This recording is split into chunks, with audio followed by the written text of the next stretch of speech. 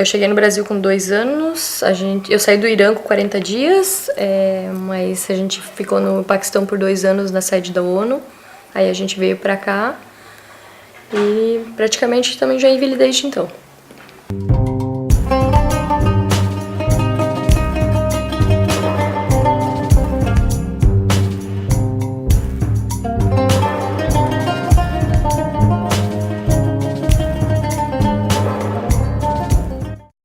A gente veio para o Brasil devido à perseguição religiosa, principalmente a gente saiu do Irã, né? Tava tendo perseguição religiosa na mesma época da Guerra do Golfo e a gente resolveu sair de lá meio fugido, né? Não foi uma resolução concreta, assim. E o Brasil acabou surgindo como opção e a gente veio para cá. Na verdade, eu já comecei a escrever uma história sobre a vida dos meus pais lá, com essa cultura diferente e tal, e essa mudança que eles sentiram vindo pra cá, porque eles sentiram isso mais do que a gente, né? Porque como eu vim pequena, eu não senti. Mas é um projeto que tá meio parado, quem sabe um dia eu termine ele. A fase de adaptação é complicada porque eles não falavam nada de português, mal falavam inglês, e aqui ninguém falava inglês, então foi bem complicado por causa disso, né? O meu pai acabou tendo um pouco mais de facilidade porque ele fez o 2º grau aqui, a minha mãe não, né? Então foi mais complicado para ela. Como veterinária, já tive inspirações para histórias, mas normalmente eu não gosto de escrever sobre isso. Acaba, às vezes, eu usando um personagem animal para fazer alguma coisa do que escrevendo uma história sobre alguma coisa que aconteceu comigo como veterinária. Mas os sentimentos, às vezes, eu embuto eles em outras histórias, né? Gratificação, a tristeza de perder um paciente, o sofrimento de tentar salvar um paciente que tu não consegue, de tu saber que não tem o que fazer em relação àquele paciente. Isso eu acabo jogando para personagens humanos das minhas histórias. Na verdade, foi uma aposta. Eu escolhi veterinária meio que... Eu queria fazer medicina na época, mas também foi meio que uma coisa colocada na cabeça, não uma coisa que eu tinha de sonho. Eu sempre quis escrever, desde pequena, né? Então... foi meio que... Aí eu tava fazendo vestibular para medicina e acabei não passando. Aí na época meu irmão tinha recém passado para o UDESC, ele falou, duvido que tu passe para o UDESC, daí eu passei para veterinária. Como eu já tinha feito colégio agrícola, tipo, eu tenho uma afinidade com a área, né? Daí eu resolvi fazer. Eu gosto do que eu faço. Eu acho que não é uma coisa... A veterinária não é uma coisa que me prende para escrever. Quando eu começo a pensar nela, eu normalmente não tenho vontade de escrever, então eu tento fugir do padrão de trabalho para escrever. A literatura acaba sendo uma fuga. Eu não queria que fosse um escape a literatura, mas ela acaba se tornando um escape. Você tem pretensão de reverter isso? De que a literatura passe a ser o que vai te dar remuneração? A minha ideia é continuar escrevendo, agora escrever pelo menos um livro por ano na área de ficção juvenil, assim, e quem sabe pra frente poder dar uma abandonada em veterinária e ficar mais escrevendo mesmo. É o que eu gosto de fazer, o que eu tenho mais ânimo pra acordar de manhã cedo e fazer, digamos assim, né? Jéssica observou os magos cavalheiros se distanciarem. A dor da saudade já nascendo em seu peito fazia seu coração parecer pequeno demais e seu peito arfar com um sentimento inesperado. Faustin colocou um braço em volta da amiga e puxou-a para dentro da casa de cura, desviando seu olhar da triste cena de despedida. A elfa sabia que poderiam se decorrer dias, semanas ou até meses para os dois se reencontrarem, o que para a imortal não era muito, mas para a humana poderia ser o abismo entre a depressão e a felicidade constante. Não tenho muito processo criativo, eu simplesmente sento e escrevo. Normalmente é relacionado a algum tema que eu esteja lendo no momento, ou vendo, ou alguma coisa que esteja em alta na internet ou na TV. Mas geralmente é uma história que surge do nada, assim, eu começo a rascunhar no papel e quando eu sento para escrever eu não mudo muito, né? Tipo, é aquele tema e eu mantenho no tema. Primeiro eu escrevo todo o texto, sento, escrevo todo e depois na revisão daí eu trabalho com corte, ortografia, gramática, essas coisas, né? Primeiro você vai pondo... O que aparecer eu coloco. Primeiro o que aparecer eu coloco no texto e depois eu afino, né? Você reforça a tese de que escrever é reescrever. Escrever é reescrever sempre, né?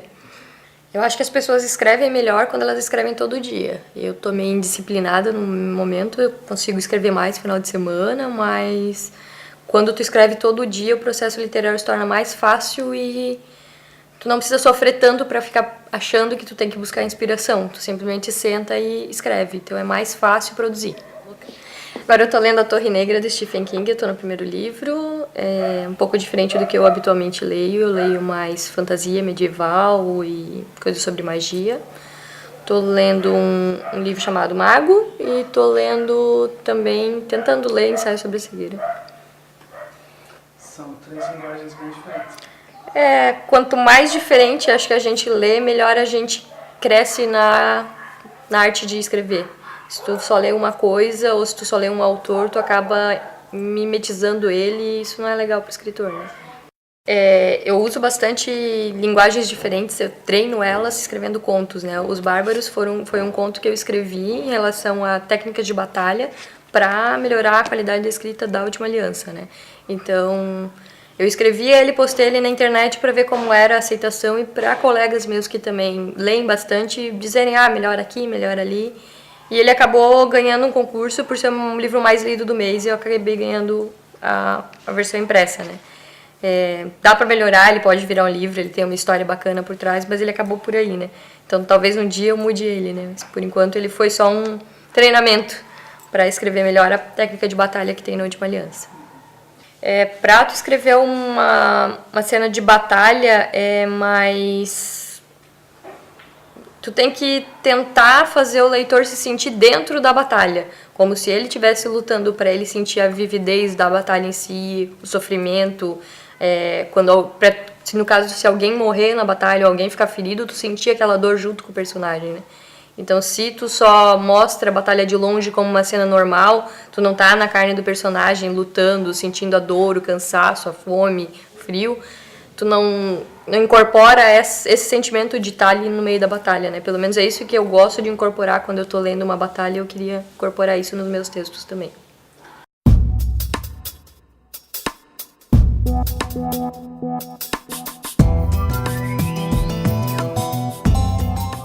Depois que eu me formei, eu foquei bastante na parte literária da minha vida. Eu reescrevi o livro A Última Aliança que eu tinha escrito com 17 anos.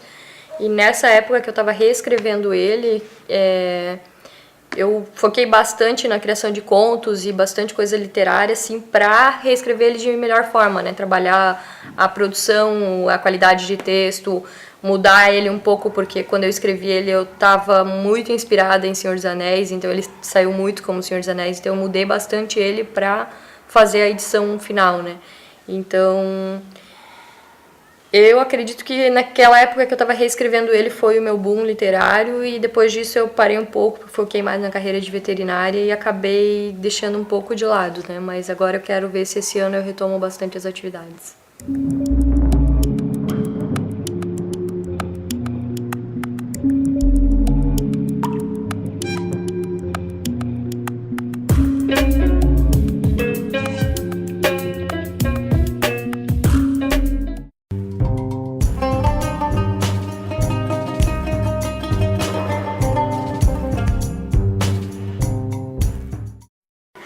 Na época que eu escrevi A Última Aliança, eu estava lendo bastante Senhor dos Anéis e também estava na época trabalhando com um grupo de criação de...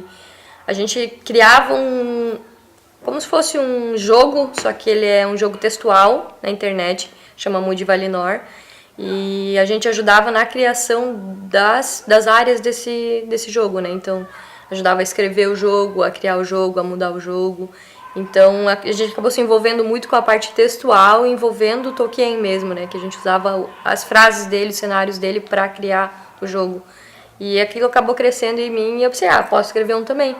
E daí foi em umas férias de verão, assim, e eu escrevi ele durante a madrugada, né? Toda madrugada eu sentava e escrevia o que vinha na cabeça, né? E acabou sendo o que saiu, né? A Última Aliança. Quanto tempo você levou para escrever? 2 meses eu levei para escrever o livro todo. 17 anos é uma idade interessante para escrever um livro. Normalmente as pessoas têm... A maioria das pessoas que escrevem, elas têm um início literário, eu imagino que ali pelos 13, 14 anos, que é quando tu entra na adolescência, né? Aí tu começa a escrever contos, e começa a escrever poesia, poema, essas coisas normalmente surgem na idade ali de 13, 14 anos. E as pessoas usam isso como um escape emocional para aquele boom de emoções que acontece na adolescência. Aos 17, normalmente, tu já tá dando uma acalmada, né? Então, eu acredito que é uma idade que dá para escrever já sem estar nesse turbilhão de emoções que muda de um segundo para outro, né? E se tu tem uma ideia interessante com essa idade, eu acho uma idade bem boa para escrever. Esses dias eu tava na rua na frente da casa do meu pai, tem uma escola bem perto, né? Daí tinha um menino sentado no ponto de ônibus, eu tava aguardando para trocar meu pneu na borracharia que tem lá da casa do meu pai, e ele acabou... Ficou me olhando, daqui a pouco ele largou a mochila dele tudo no ponto de ônibus e veio correndo. Ei, tu é escritora daquele livro bem legal? Eu pensei, deve ser A Última Aliança, porque é só esse meu livro bem legal, né? Aí eu falei, A Última Aliança dele, esse eu li, é bem legal mesmo. Aí pegou bem emocionado, apertou a minha mão assim, bem legal mesmo, parabéns, eu li ele inteirinho. Foi uma coisa bem legal, assim, que tipo, tu não espera ser reconhecido na rua, né? E por mais que a gente não apareça, tem a fotinha no final do livro e ele acabou associando, né? Então foi bem uma sensação emocionante. O mago viajou a manhã inteira, até que chegou ao extremo sul de Diespar, onde havia inúmeras barracas armadas. Em uma larga planície coberta pela fina areia branca da Praia Sul, centenas de duendes empunhavam lanças, espadas e arcos, treinando para a guerra. Era um cenário incrível. As montanhas assomavam no norte, leste e oeste, enquanto ao sul, o mar azul se derretia na longa praia de areias brancas, quebrando em ondas ferozes. O som dos pássaros e do mar misturava-se num rito quase sublime, contrastando com o violento chocar das espadas na planície. Ano passado eu trabalhei junto com a biblioteca em 2 projetos, um de contação de histórias e outro visitando uma feira cultural que estava tendo em uma das escolas, né? Projetos para esse ano eu estou desenvolvendo, eu queria visitar as escolas para trabalhar literatura e o meu livro junto, né? Fazer uma dessa venda para os alunos, né? E trabalhar alguma coisa de, sei lá, um workshop de literatura, alguma coisa assim. Aí eu estou em contato com algumas escolas, ainda a gente está planejando, provavelmente depois da Feira do Livro deve ser alguma coisa. Aqui no Brasil, além de mim, tem vários escritores menores, o Rafael Dracon trabalha bastante com isso, eu acho que é um dos maiores que trabalha na área. Que eu conheço, assim, que é forte, é mais ele. Aí tem os que trabalham com vampiros e lobisomens e outros elementos sobrenaturais, assim, né? Mas na parte de magia, que eu me recordo agora, o Rafael Dracon é um dos maiores. Eu acho que a linguagem que o pessoal usa na internet, ela é muito resumida. Tu usa muita imagem, muito audiovisual e muita coisa para expor o que tu quer que a pessoa sinta ou veja, né? E fora que a gramática é horrível, né? Mas acredito que, assim, dependendo do personagem que tu cria, dependendo da época que tu vai fazer esse personagem se passar, tu acaba tendo que usar esses elementos. Eu não escrevi nada que renda alguma coisa ainda, eu já tentei escrever coisas mais modernas, mas o meu estilo é mais antigo mesmo, medieval e fantástico, em mundos que não tem internet, então eu não costumo usar, mas eu conheço alguns trabalhos que usam de maneira legal, assim. Tu escreve o texto normal e daí na parte das falas tu usa como se fosse a fala normal de um adolescente hoje em dia que usa esses termos de internet, essas coisas. Eu acho que talvez se os e-books eles introduzirem essas coisas de imagem e som, dependendo da maneira como o autor introduza isso, pode enriquecer o texto, dependendo da maneira como o autor introduza, vai fazer o destaque sair do texto e ir para esses elementos secundários, né? Como a gente trabalha com literatura, nosso foco é o texto. Se tu for trabalhar só com arte e cultura, talvez, dependendo da introdução desses elementos, o trabalho ao todo fique mais rico, né? Mas eu acho que tem que ser um trabalho muito bem feito, porque autor normalmente é só autor, ele não consegue ser desenhista, ele não consegue ser outras coisas, né? Alguns conseguem, mas é raro o caso, né? Então acho que se for para ser um trabalho assim, provavelmente vai ser um trabalho conjunto de várias pessoas, não um trabalho individual, né?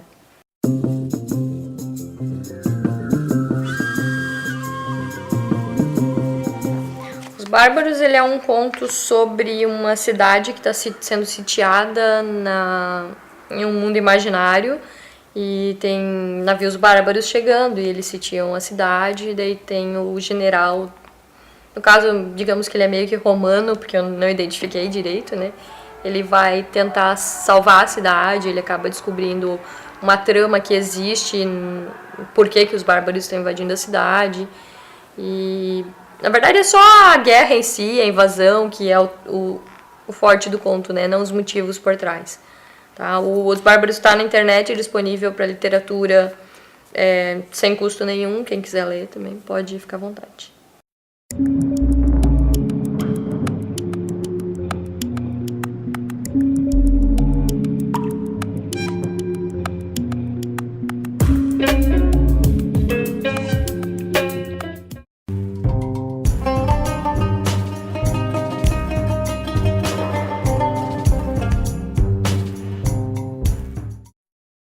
A Última Aliança, ela pode ser vista de duas maneiras. Ela é uma história de uma menina que tenta achar a mãe dela e acaba se envolvendo em uma trama de guerra, amor e amizade.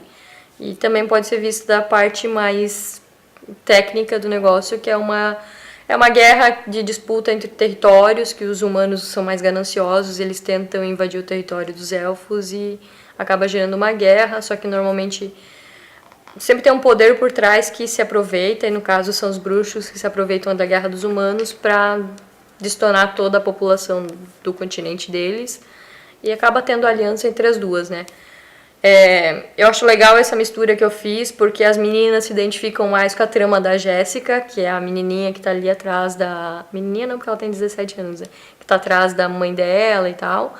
E os meninos se envolvem mais com a parte da trama da guerra mesmo em si, né? Então pega os dois públicos e todos os dois lados que leem gostam da história.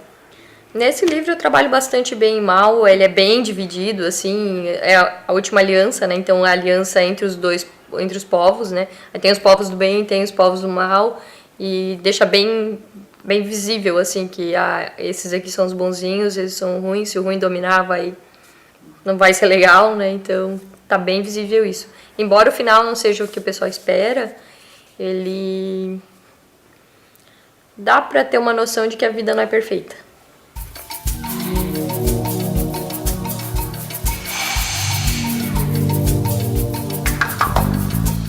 Eu acredito que sim, a gente normalmente acaba colocando os humanos como os ruins da história, porque como a gente criou seres mágicos, a gente coloca neles tudo que a gente quer de melhor, né? Embora, sim, existem seres mágicos que a gente coloca tudo de ruim. Então, por exemplo, orcs normalmente não são bonzinhos, né? Trolls não vão ser bonzinhos. Aí se tu colocar uns elfos, eles vão ser bonzinhos, né? Uma sereia, ela vai ser boazinha normalmente, quer dizer, normalmente, né? Às vezes elas encantam os caras e fazem eles caírem no mar, né? Mas depende da história. No caso, assim, tipo, eu acho que a gente tenta fazer essa ligação de humanos serem mais, digamos, os malvados da história, porque daí tu coloca um humano que vai ser o bonzinho e vai normalmente fazer a diferença, né? Vai redimir pra tu mostrar que pode ter os dois lados mesmo em humano, né? Eu acredito que o que pode mudar o mundo são como as pessoas utilizam as ferramentas que elas têm em mãos, né? Tem pessoas que gostam de ler e isso muda elas. Tem pessoas que não gostam e elas vão ser influenciadas pelo que elas veem, né? Se tu só assiste TV, é aquilo que vai te influenciar e aquilo que vai mudar o teu caráter. Se tu tá na internet, a internet te dá mais opções. Tu pode estar lendo, tu pode estar vendo, tu pode estar escutando. Então, tu pode estar falando com as pessoas, vendo opiniões de outras pessoas. E acho que a internet tem um poder maior de mudar as pessoas e com isso acabar mudando o mundo. E ela tem um poder de instantaneidade maior. Então, tudo que acontece no mundo inteiro, no mesmo dia, pode estar sendo repartido e replicado em todos os lugares, né? Então, se for uma coisa muito drástica, rapidamente todo mundo vai ficar sabendo.